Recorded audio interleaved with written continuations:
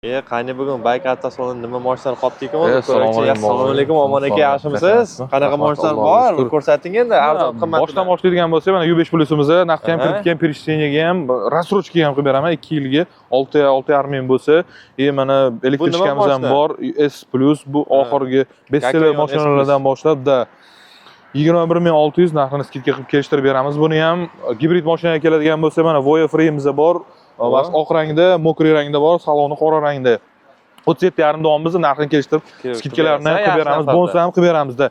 Donfi mana 2 ta dona qolgan, buni ham restyling oxirgi chiqqanida, buni ham shunaqa davomimizni 32 ming davomimiz, lekin narxini buni ham o'tib beramiz. Oxirgi mana 2 ta dona qolgani uchun. Marhamat, mashinangiz nima bu? BJ60 mashinamiz gibrid.